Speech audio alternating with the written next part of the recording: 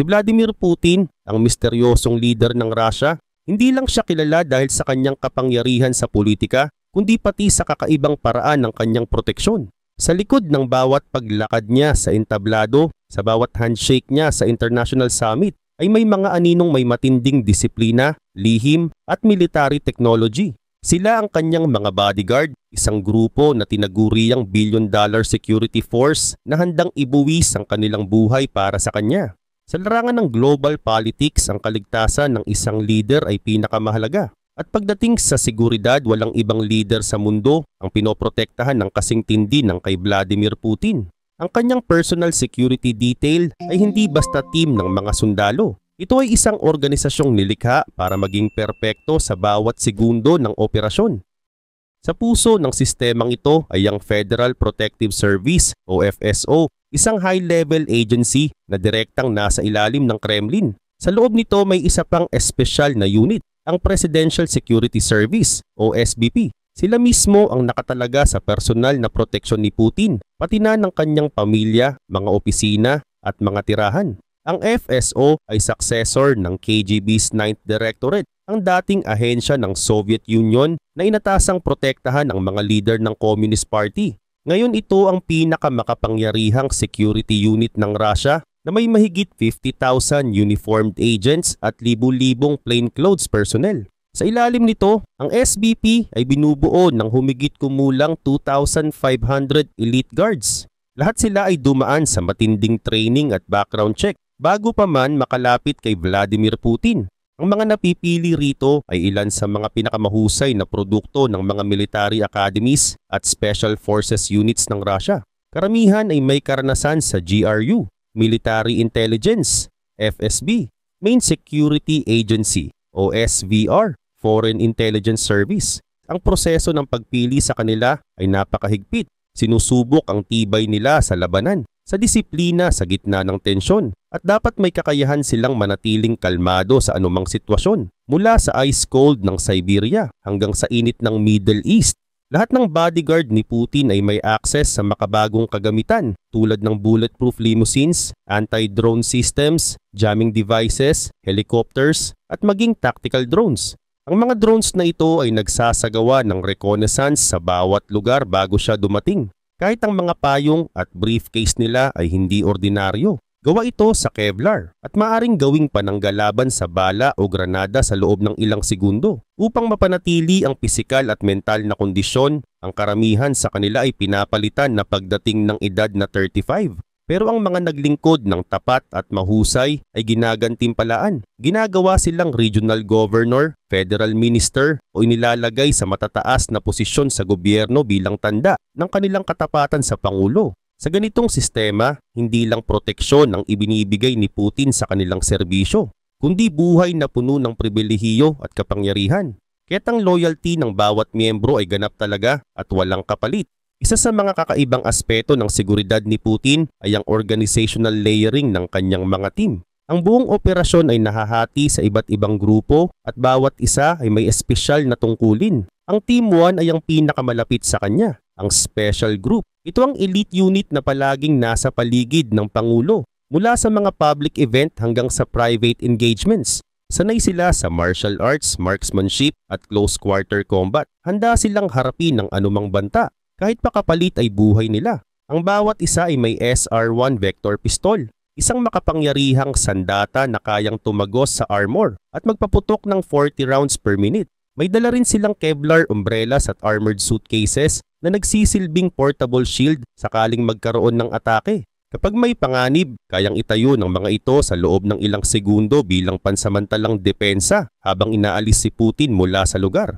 Samantala ang second team naman ang tinatawag na Invisible Shield. Ito ang mga lihim na guard na nakahalo sa mga tao tuwing public appearance ni Putin. Nakasuot sila ng mga formal clothes upang magmukhang ordinaryong mamamayan. Pero ang mga mata nila ay laging nagmamasid.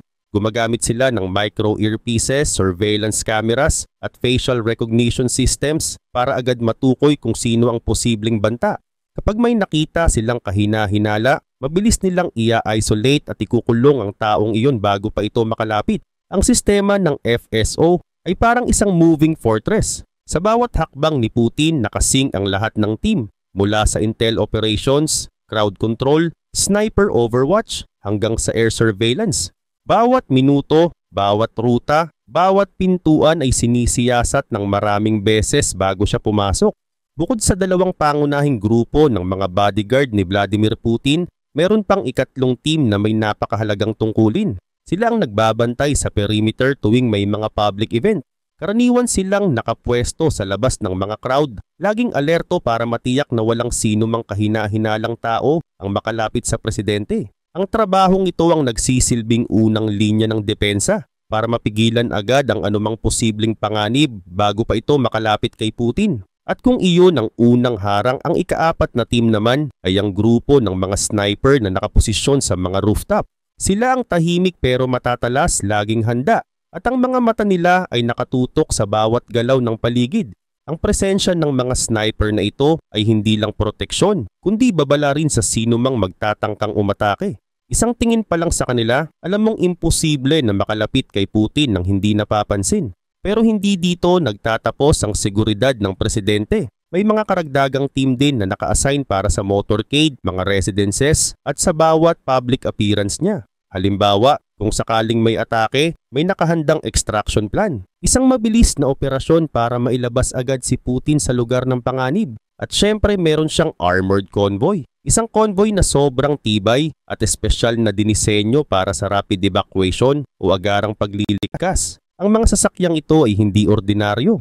May mga sundalong nakasakay na armado ng AK-47, anti-tank grenade launchers at kahit portable anti-aircraft missiles. Ang personal na limousines ni Putin ay para bang gumagalaw na fortress.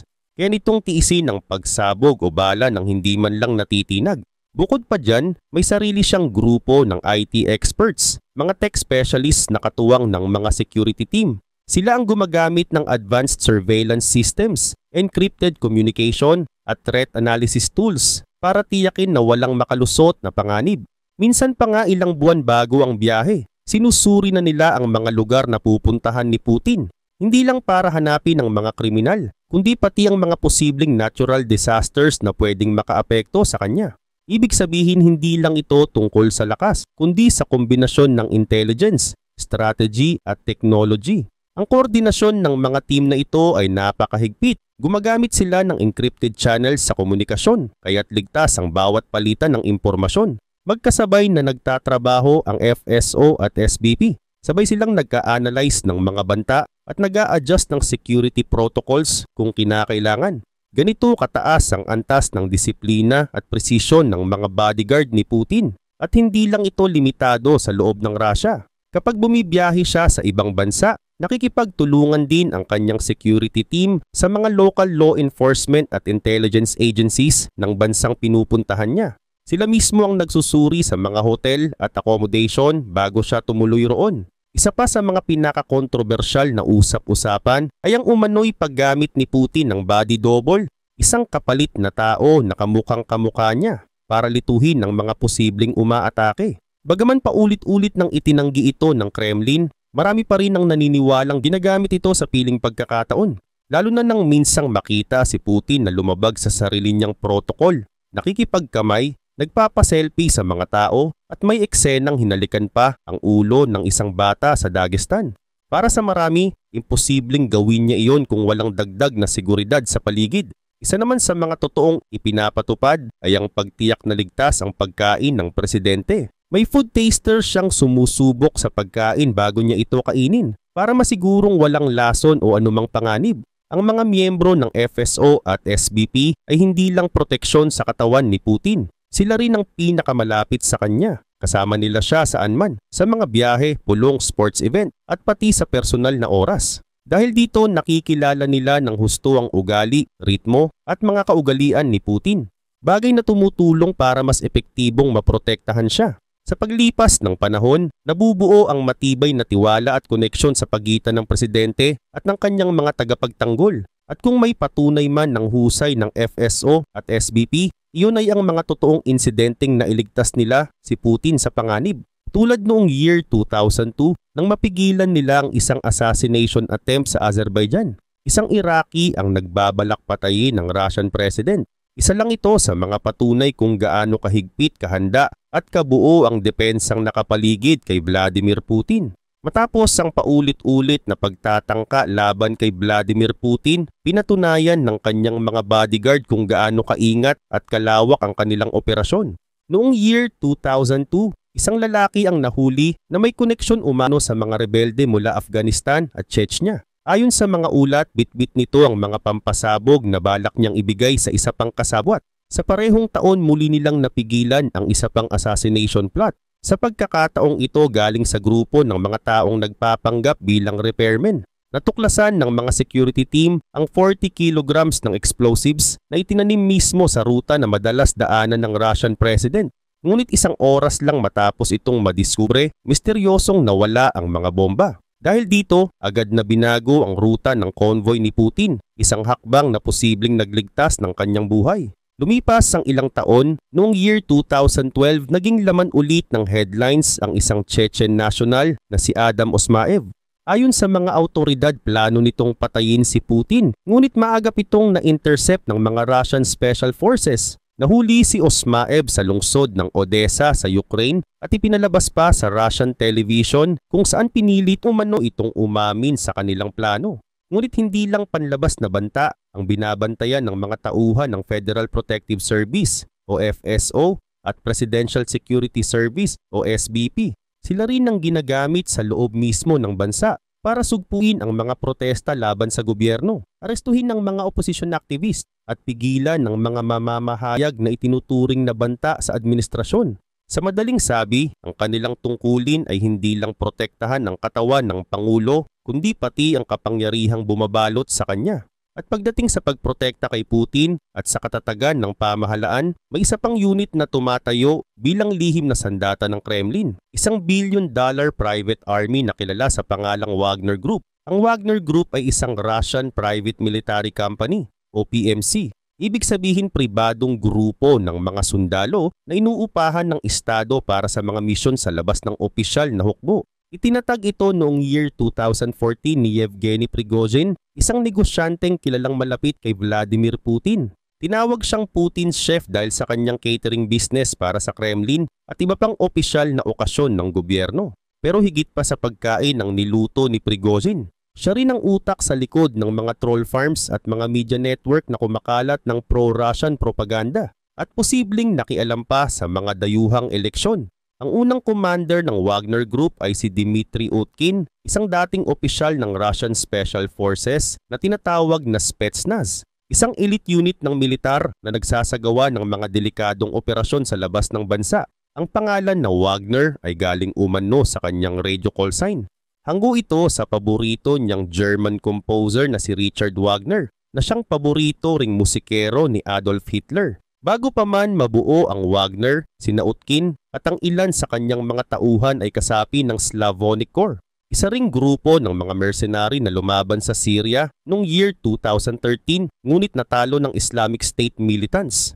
Sa papel si Prigozhin ang public leader ng Wagner Group, pero sa larangan ng labanan, si Utkin ang tunay na utak sa mga operasyon. Unang sumabak ang Wagner Group noong year 2014 sa panahon ng Russian annexation of Crimea. Mula noon lumahok na sila sa maraming digmaan, kabilang na ang labanan sa Donbas laban sa Ukrainian Army. Sila rin ang tumulong sa pamahalaan ni Bashar al-Assad sa Syria laban sa mga rebelde at sa mga puwersa ng Islamic State. Sa mga lungsod tulad ng Palmyra, Deir ez-Zor at Kasham, madalas naroon ang Wagner Group nasa gitna ng pinakamatitinding labanan. Habang lumalawak ang operasyon ng Wagner Group, nagpasya itong palawakin pa ang saklaw ng kanilang impluwensya sa Afrika. Doon nagbigay sila ng security training at mining services sa mga bansang kaalyado ng Russia tulad ng Sudan, Central African Republic, Libya at Mali. Sa madaling sabi, ang tinaguriang $1 billion army ni Vladimir Putin ay kumikilos bilang proxy army o puwersang ginagamit ng Kremlin upang maisakatuparan ang mga lihim na misyon sa ibang bansa. Ginagawa nila ito nang hindi direktang nadadamay ang mismong pamahalaang Ruso. Kahit paulit-ulit na itinanggi ni Putin na may kaugnayan siya sa Wagner Group, malinaw sa mga dokumento at ebidensya na tumatanggap ang grupo ng pondo, armas at impormasyon mula sa Russian state. Madalas pa silang nakikipag-ugnayan mismo sa Russian Armed Forces. Sa ganitong paraan, nagagamit ng gobyerno ang Wagner bilang lihim na braso ng militar. Isang paraan para makapagsagawa ng operasyon sa ibang bansa habang naiiwasan ang opisyal na pananagutan. Bagaman sa papel ay tila isang pribadong kumpanya militar, ang ugat at mga galaw ng Wagner ay malalim na nakaugnay sa mga intelligence agencies at military structure ng Russia. Ito rin ang dahilan kung bakit nakikita ng Kremlin ang malaking strategic advantage ng paggamit sa Wagner bilang isang cover tool, isang lihim na sandata para palawakin ang impluwensya ng Russia sa buong mundo. Ang legal na katayuan ng mga private military companies sa Russia ay malabo at komplikado. Sa batas, ipinagbabawal ng Russian Criminal Code ang sinumang mamamayan na maging mercenary o bayarang sundalo. Ngunit sa kabilang banda, pinapayagan naman ang mga state-owned enterprises o mga kumpanyang pag-aari ng gobyerno na magpanatili ng sarili nilang private security units. Dahil dito, nagkaroon ng gray area sa batas kung saan nakakalusot ang mga grupo tulad ng Wagner. Isa pa sa mga taktika ng mga ganitong kumpanya ay ang magparehistro sa ibang bansa para magmukhang banyagang organisasyon at makaiwas sa regulasyon ng Moscow. Pero sa kaso ng Wagner Group, kakaiba ito. Wala silang opisyal na rehistro kahit sa Russia o sa alinmang bansa. Ibig sabihin legal na hindi talaga sila umiiral. Ngunit tolerated o pinapayagan sila ng pamahalaan dahil kapaki-pakinabang sila sa mga operasyon ng Estado. Noong December 2018, nang tanungin si Putin tungkol sa pagkilos ng Wagner sa Ukraine, Syria, at iba pang rehiyon, simple lang ang sagot niya. Mahalaga raw ang pagsunod sa legal boundaries. Dagdag pa niya kung lalabag ang grupo sa batas, ang Office of the Prosecutor General ng Russia ang bahalang mag-imbestiga. Ngunit kung wala namang nilalabag, may karapatan daw silang ipagpatuloy ang kanilang operasyon at palaguin ang kanilang negosyo sa pandaigdigang antas. Sa madaling sabi, bahagi ito ng deliberate ambiguity strategy ni Putin, isang sinadyang kalabuan na nagbibigay daan sa pamahalaan para sabihing wala silang kinalaman. Kahit malinaw na may suporta sila, ang ganitong taktika ang nagpalakas sa kapangyarihan at impluwensya ng Wagner Group na umabot sa mahigit 50,000 personnel pagsapit ng end of 2022 at sa loob lamang ng isang taon mula May 2022 hanggang May 2023. Binayaran umano ng pamahalaang Ruso ang Wagner Group ng mahigit 86 billion Russian rubles o halos $1 billion. Noong panahon ng Russian annexation sa Crimea noong 2014, dito nagsimula ang pag-usbong ng tinatawag na billion-dollar army ni Vladimir Putin, ang Wagner Group.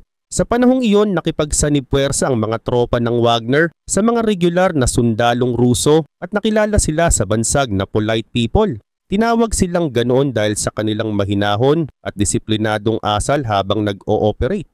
Karaniwan dala nila ang kanilang armas pero hindi ito kargado at iwas na iwas silang makialam sa mga sibilyan. Isa pa nilang naging palayaw ay Little Green Men, hango sa kulay ng kanilang unmarked green uniforms at sa mga maskarang suot nila. Ang mga maskarang ito ang nagbigay ng misteryo sa kanilang tunay na pinagmulan. Sa simula, walang nakakaalam kung sila ay mga regular na sundalo o mga espesyal na puwersa ng Kremlin. Ngunit pagdating sa invasion ng Ukraine, naging malinaw na malaking papel ang ginampanan ng Wagner Group. Ayon sa mga ulat, sila ay sangkot sa mga misyon ng pagpatay sa mga leader ng Ukraine, kabilang mismo si President Volodymyr Zelensky.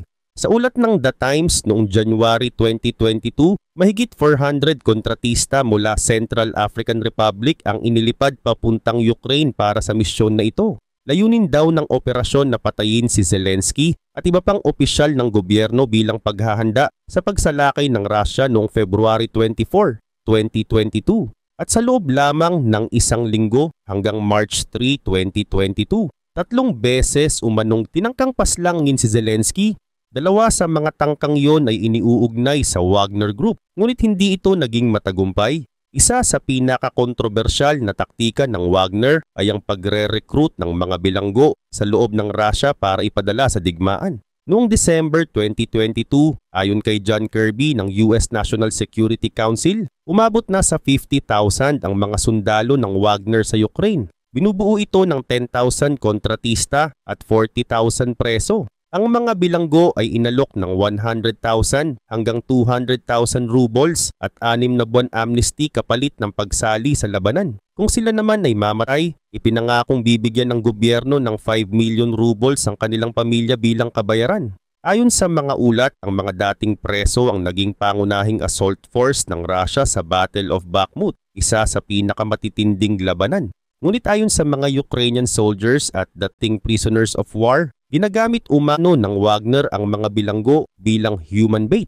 Ibig sabihin sila ang unang pinapadala para ilantad ang posisyon ng mga sundalo ng Ukraine bago umatake ang mga tunay na elite units ng Russia. Kaya tinatayang 90% ng mga kasapi ng Wagner na napatay mula December 2022 hanggang mid-February 2023 ay pawang mga convicts. Sa lawak ng operasyon ng Wagner Group sa buong mundo, hindi nakapagtataka na marami silang natanggap na batikos at paratang. Maraming ulat ang nagdudugtong sa kanila sa mga war crimes, kabilang ang pagpatay, torture, rape at pagnanakaw sa mga sibilyan. May mga kaso rin ng pagpapahirap at pagbitay sa mga kasapi nilang pinaghihinalaang tumakas o nagtaksil. Dahil dito, ilang bansa at internasyonal na organisasyon ang nagpatupad ng sanctions laban sa Wagner Group. Noong 2019, nagpatupad ang US ng sanctions laban kay Yevgeny Prigozhin at sa Wagner Group dahil sa pakikialam nila sa 2016 US presidential election. Kasama rin dito ang kanilang mga operasyon sa Syria at Ukraine. Pagsapit ng 2020, sinundan ito ng European Union at United Kingdom. Pinatawan nila si Prigozhin ng sanctions dahil sa pinansyal niyang suporta sa mga operasyon ng Wagner sa Libya. Hindi lang yon. Pinatawan din ng EU ng parusa ang isa sa mga news agency na pinatatakbo ni Prigozhin. Ayon sa kanila, ginagamit daw ito para magpakalat ng disinformation at propaganda sa ilang bansa sa Africa. Noong 2022, pinalawak pa ng Canada, Australia, Japan, Switzerland, New Zealand at European Union ang kanilang sanctions laban sa mga Russian oligarch. Ito ay dahil sa papel ni Prigozhin sa invasion ng Ukraine. Kasabay nito, mas pinaigting din ng United States ang parusa sa iba pang individual at organisasyon na konektado sa Wagner Group. Kasama na rito ang ilang defense-related entities at mga opisyal ng mga teritoryong sinakop ng Russia. Sa unang bahagi ng 2023, lumabas ang mga ulat ng kooperasyon sa pagitan ng US, Egypt at United Arab Emirates. Layunin nitong kumbinsihin ng mga military leaders ng Sudan at Libya na tapusin ang ugnayan nila sa Wagner Group at paalisin ito sa kanilang mga bansa.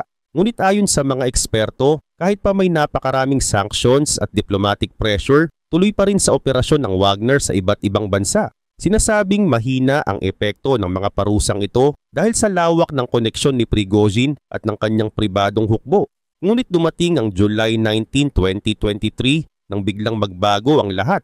Sa isang hindi inaasahang pangyayari, inihayag ni Prigozhin na titigil na ang Wagner Group sa kanilang combat operation sa Ukraine. Ngunit hindi lang yon, ilang araw lang ang lumipas nagkaroon ng isang rebellion laban mismo sa pamahalaan ni Putin. Dito nagsimulang lumitaw ang malaking tanong.